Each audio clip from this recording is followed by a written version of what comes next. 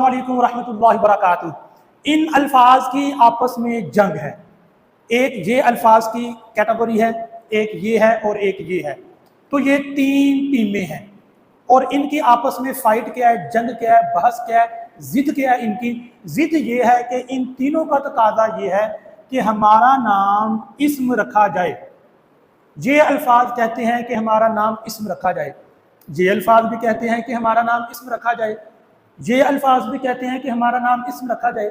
आखिर इस्म में ऐसी कौन सी खसूसियत है, ऐसी कौन सी खूबी है कि हर लफ्ज़ कहता है कि मेरा नाम इस्म रखा जाए। तो पहले तो हम ये देखते हैं, फिर ये देखते हैं कि इनमें से इस्म किसका नाम है और क्यों रखा गया है नाम, और वो नाम रखा किसने है।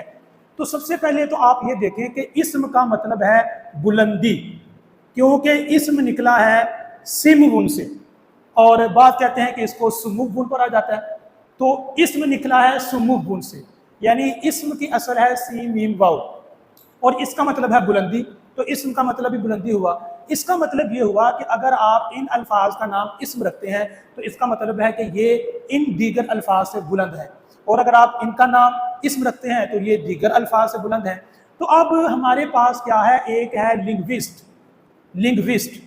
लिंग्विस्ट कहते हैं जो इल्मुल लिसानियात का माहिर हो, यानी यहाँ पे एक बहुत बड़ा नहवी है जो जज है, जिसने फैसला करना है कि आया इनमें से बुलंद कौन है, ये अल्फाज बुलंद हैं, ये अल्फाज बुलंद हैं, या ये अल्फाज बुलंद हैं। मर्तबा किसका बुलंद है दूसरे अल्फाज से। तो जिसका मर्तबा बुलंद होगा जज साहब क्या करेंगे, उसका नाम इस्म रख देंगे। तो जज साहिब ने क्या किया कि इन अल्फाज का नाम इस्म रख दिया क्योंकि ये बुलंद है।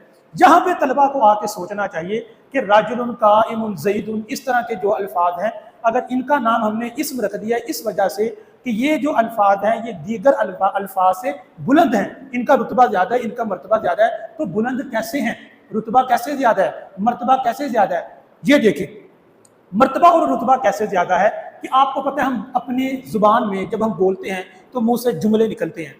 तो ये बात याद रखें, कभी भी दो फेल मिलकर जुमला नहीं बनते। कभी भी ऐसा नहीं हुआ कि एक फेल जुमला बन जाए, दो फेल मिलकर जुमला बन जाए। आप यहाँ पे 1000 फेलों की जालासा, शारिबा, कारुमा, दाराबा, नसरा, आप 1000 अफ़आल भी ले आए तो वो जुमला नहीं बन सकते। ये तो वैसे जुमला बनने की सलाहियत नहीं रखते। ये वो अल्फाज हैं कि जो आपस में मिल मिलाकर जुमला बन जाते हैं। यानी इस्म को इस्म इसलिए कहा जाता है कि इस्म फेल और हरफ से अफजल है, बुलंद है। किस एतबार से कि दो इस्म मिलकर जुमला बन जाते हैं, लेकिन दो फेल मिलकर जुमला नहीं बनते। ये देखें, मैं कहता हूं ज़ैदुन काइमुन, ज़ैदुन काइमुन, तो ये जुमला बन गया। ये भी इस्म है, ये भी इस्म है। तो दो इस्म मिलकर जुमला बन जाते हैं, दो फेल मिलकर जुमला नहीं बनते। फिर आप सोच रहे होंगे कि दो फेल मिलकर जुमला क्यों नहीं बनते। इसलिए कि जुमले के लिए दो चीज़ों का होना ज़रूरी है। एक है मुस्नद, कि मुस्नद का होना ज़रूरी है, मुस्नद इलैह, और एक है मुस्नद। अब आप सोच रहे होंगे कि इन दोनों का क्या मतलब है। मुस्नद इलैह कहते हैं जिसकी तरफ निस्बत की जाए, जैसे ज़ैद, और मुस्नद कहते हैं जिसकी निस्बत की जाए। तो काइमुन की निस्बत की जा रही है ज़ैद की तरफ। तो ये इस्म के अंदर ये सलाहियत है, ये कैपेबिलिटी है कि इस्म मुस्नद इलैह भी बन जाता है, इस्म मुस्नद भी बन जाता है। और कलाम के लिए, जुमले के लिए, मुरक्कब मुफीद के लिए इन दो चीज़ों का होना ज़रूरी है। दूसरी तरफ अगर आप देखें तो जाला सा मुस्नद बनेगा, मुस्नद इलैह कभी नहीं बनता।